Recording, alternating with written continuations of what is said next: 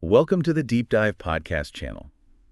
Have you ever been baffled by your own reactions in relationships? You really want closeness, but then you find yourself doing something that just pushes it away. Right. What if there's, a hidden part of you sort of driving those very behaviors? That's a really great question, and it's central to what we're exploring today.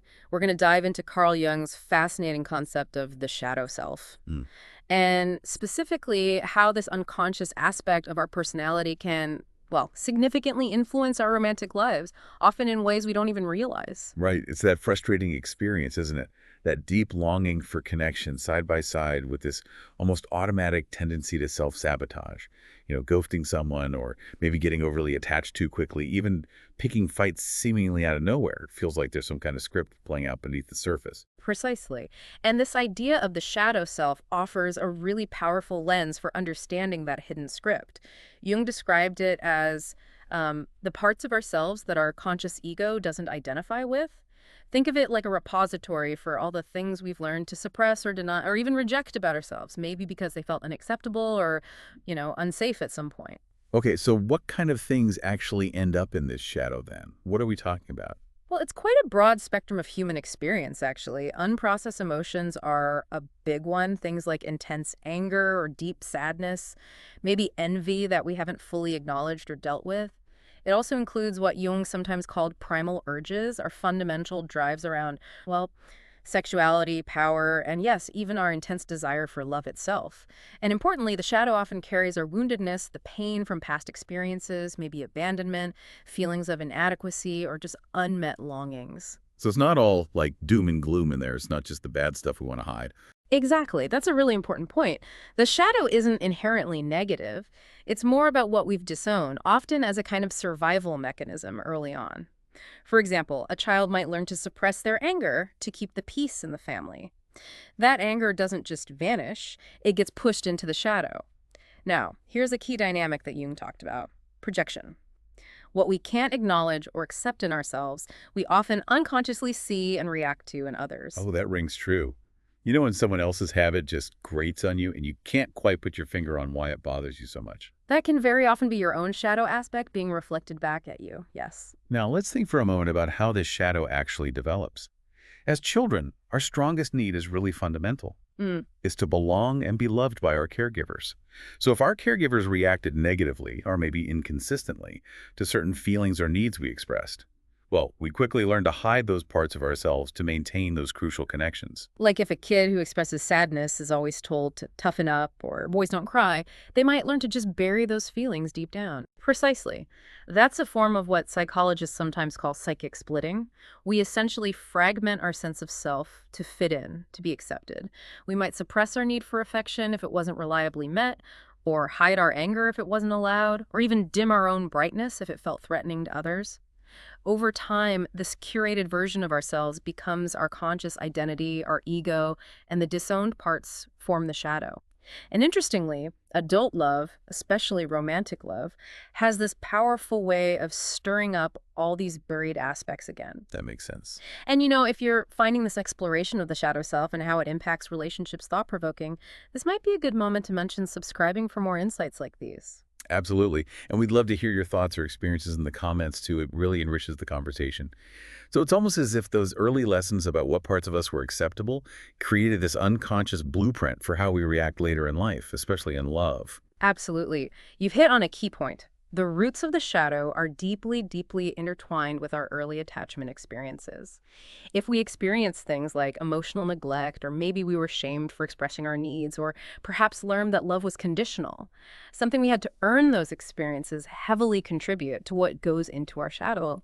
The young psyche is incredibly adaptive. It learns to push away painful truths, to bury the parts that felt too sensitive, wanted too much love, or just couldn't make sense of confusing or chaotic environments. But that inner child part of us, it remembers everything. And those unmet needs, those suppressed emotions, they don't just disappear. They can resurface in our adult romantic relationships in ways that feel, well, illogical and, as you said earlier, quite self-sabotaging. Wow. So when we fall for someone, it's not just about them at all, is it? It's like they're inadvertently shining a huge spotlight on these unacknowledged parts of ourselves we didn't even know were there. Exactly. Love acts like this powerful catalyst, bringing unconscious material bubbling up to the surface.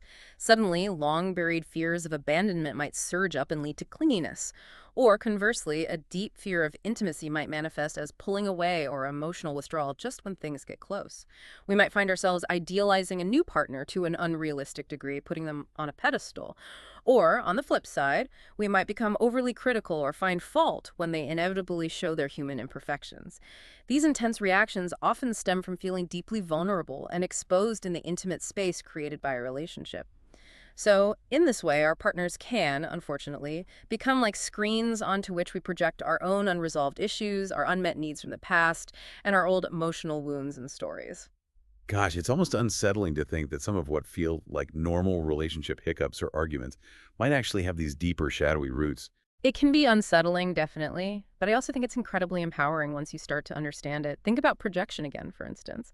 Someone who is maybe secretly very critical of themselves might find themselves constantly finding fault with their partner. It's easier to see it out there. Or someone who deeply fears their own neediness might accuse their partner of being too dependent or demanding. Right. Or the fear of intimacy one. Aha! That's a big one. Yes, the classic fear of intimacy, just as a relationship starts to deepen and feel really real, someone might suddenly create distance, find reasons to pull away, maybe become overly busy. And then there's the more overt self-sabotage. Picking fights over small things, becoming emotionally unavailable, even in some cases, infidelity. These can be unconscious attempts to preemptively end a relationship before the feared pain of rejection or abandonment happens. It's really crucial, I think, to try and reframe these behaviors, not necessarily as malicious acts, though they can be hurtful, but often as misguided attempts by the psyche to protect us from perceived danger, based on old, outdated experiences. Understanding that could really shift how we navigate challenges, couldn't it? Instead of just reacting, maybe we could get curious. Absolutely. And building on what we've discussed about early childhood, it really brings up how our initial bonding experiences, what attachment theory helps us understand, might further shape this shadow self in relationships. Yeah, how does attachment fit into this picture? It's a crucial connection.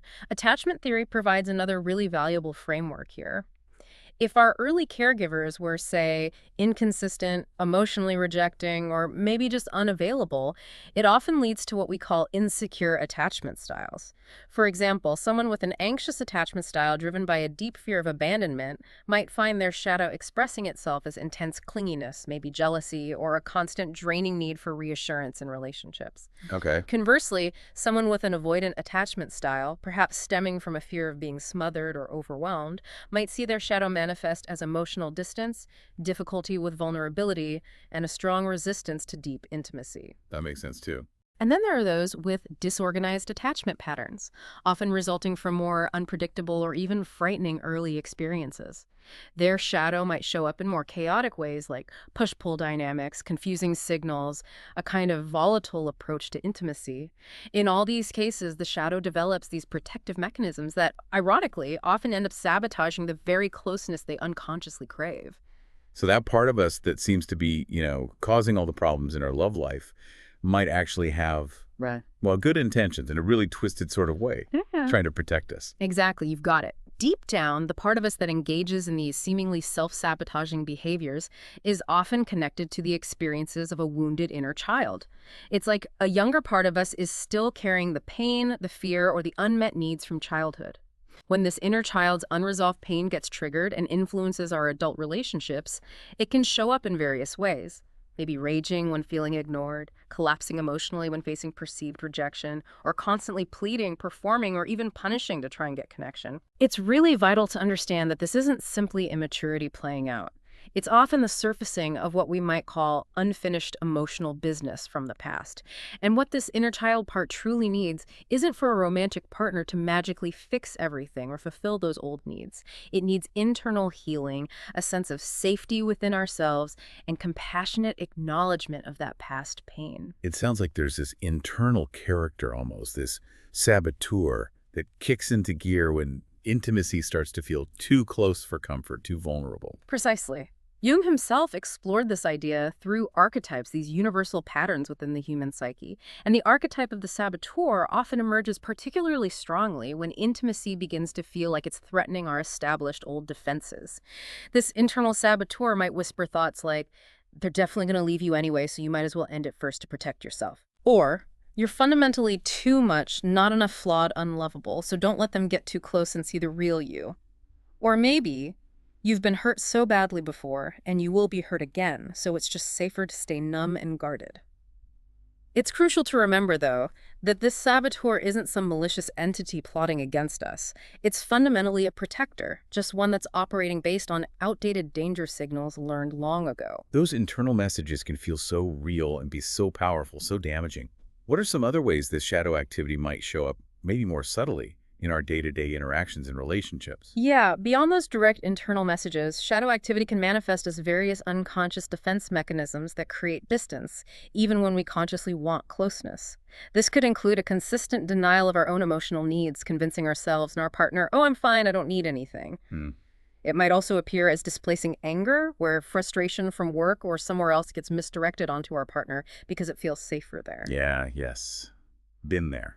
Emotional numbing is another one, maybe through excessive busyness, scrolling, substances, just avoiding feeling anything too deeply. Then we see control patterns emerging, trying to manage the relationship, the partner, the situation, to avoid the feeling of vulnerability that comes with true intimacy. And even something called emotional fusion, where the boundaries between self and partner become blurred, and we lose our sense of individual identity in the relationship, which can feel safe initially, but ultimately stifles connection. These defenses, while perhaps serving a protective function at one point in our lives, ultimately become barriers to the genuine, authentic connection most of us seek. Okay, so if we start to recognize these patterns in ourselves, the projection, the inner child reactions, these defenses, what's the path forward? How do we actually begin to work with our shadow in the context of our relationships? That's the key question, isn't it? And the primary goal isn't to somehow eliminate the shadow. That's really an impossible task and probably not even desirable for wholeness. Instead, it's about developing awareness, bringing these unconscious patterns into conscious recognition. In the context of relationships, this involves several key practices, I think. One is actively noticing our projections.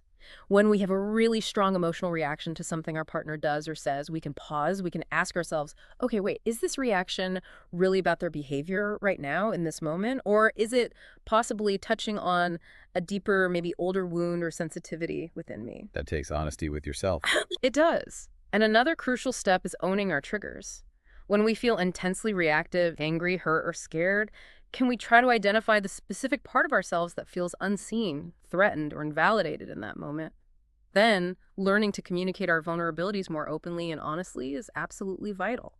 This might involve sharing our feelings, I feel scared when, while also acknowledging, perhaps, I know some of this feeling might be connected to past experiences, not just this situation. Ultimately, shadow work shifts the focus. It moves away from blaming our partner for our feelings and towards a deeper understanding of ourselves and our own internal landscape. It's about learning to sit with and acknowledge the underlying emotions rather than immediately trying to fix them, avoid them, or project them onto someone else. So it sounds less like fixing a flaw and more like bringing these hidden, maybe less comfortable parts of ourselves out into the light of our own awareness, integrating them somehow. Yeah, precisely. You've captured it perfectly. Jung strongly believed that psychological wholeness comes through integration, not through striving for some kind of impossible perfection or trying to repress the parts we don't like. The shadow, from this Jungian perspective, isn't a monster to be slain, but actually a vital part of ourselves that's been waiting patiently or sometimes impatiently to be acknowledged and understood.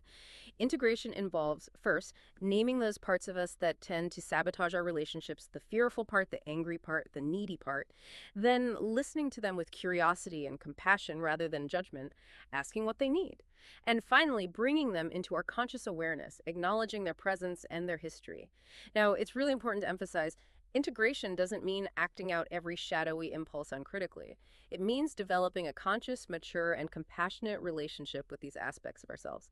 As Jung famously said, until you make the unconscious conscious, it will direct your life and you will call it fate. Wow, that quote really lands. It highlights the sheer power of this work. So stepping back a bit, on a more philosophical level, how does this concept of the shadow fit into our overall understanding of ourselves and, well, our capacity for real love? That's a great question. Philosophically, the shadow can be seen as representing the inherent duality within all of us, the parts we readily embrace and identify with, our persona, our ego, and the parts we tend to reject or hide away. True love, viewed through this broader, deeper lens, isn't really about finding a flawless partner or presenting a perfect, polished version of ourselves. Instead, it's more about the courageous, lifelong journey of reclaiming those disowned aspects, those seemingly darker or less acceptable parts of our own being. When we consciously choose to engage with our shadow, we aren't diminishing our light. Paradoxically, we're actually expanding it by embracing the full, complex spectrum of our human experience. This process of shadow integration is profound. It's a form of what some might genuinely call soul work. It's the transformative process through which our deepest fears can be gradually alchemized into wisdom, our shame can soften into empathy for ourselves and others, and our profound longings can lead us toward a more authentic sense of belonging, both within ourselves and in our relationships. That's a really beautiful and hopeful way to frame it, not as something broken, but as a path to wholeness. So, for someone listening who feels inspired by this, what are some tangible, practical steps they can take to begin this process of shadow integration, specifically within their romantic relationships? Okay, let's get practical. There are definitely several things you can do. Firstly, engaging in regular self-inquiry, perhaps through journaling, can be incredibly helpful.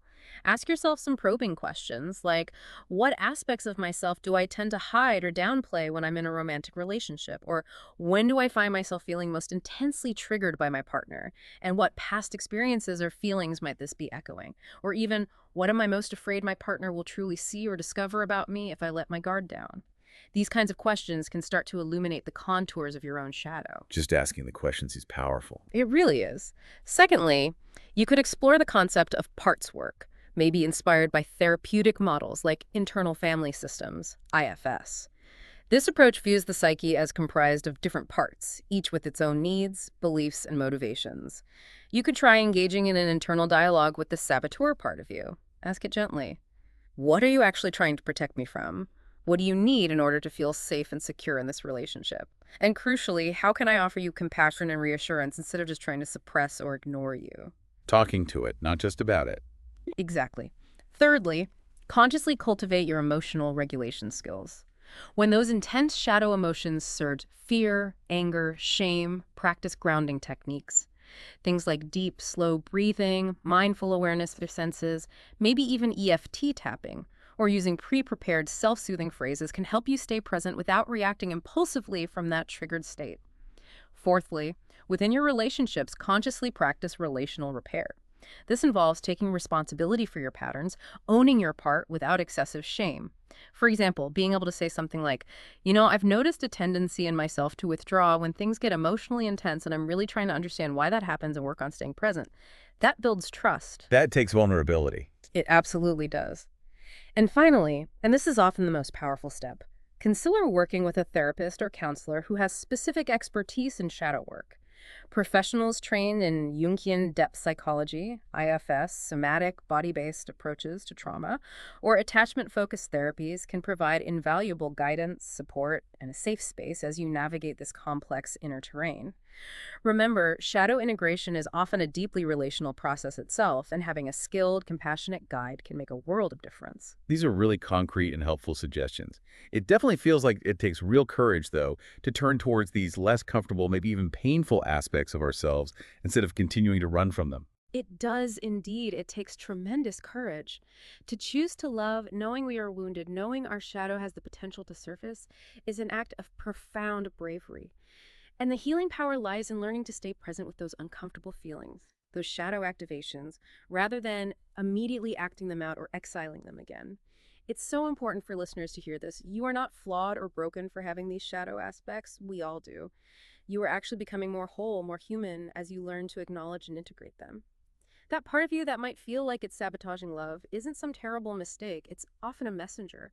It's a message from your inner child, from the parts of yourself you felt you had to hide away long ago, and ultimately from the more complete and authentic self that is waiting to be embraced.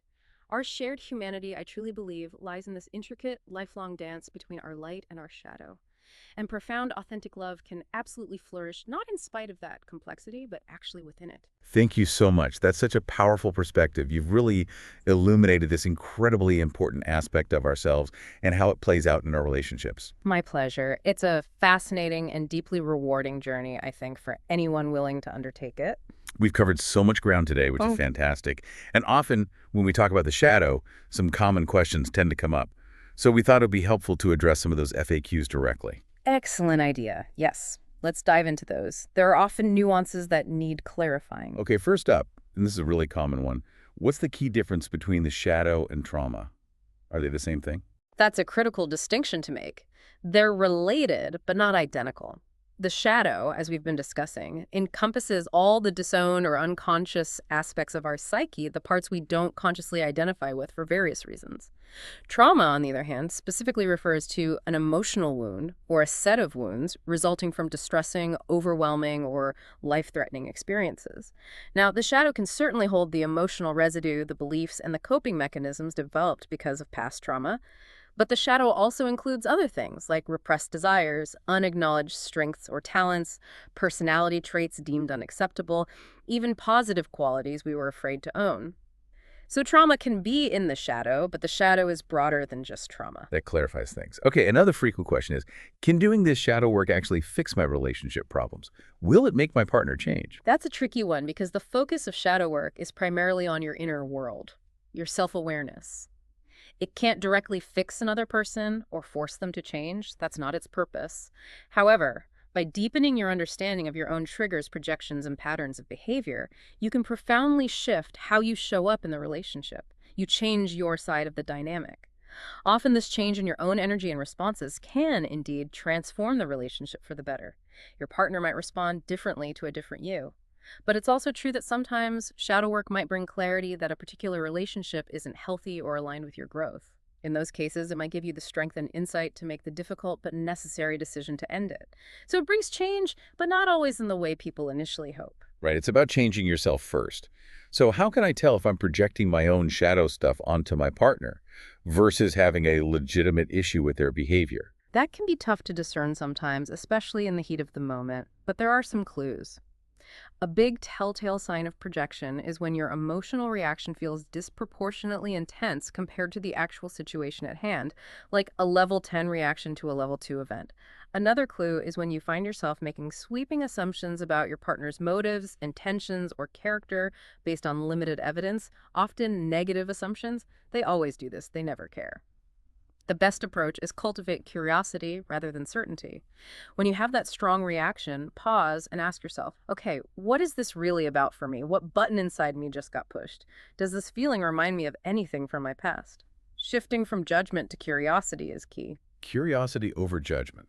I like that. Now, we talked about the shadow holding difficult things, but can the shadow actually have positive or beneficial aspects too? Absolutely. This is such an important point. We often exile not only painful experiences and traits we deem negative, like anger or neediness, but also incredibly powerful and positive aspects of ourselves.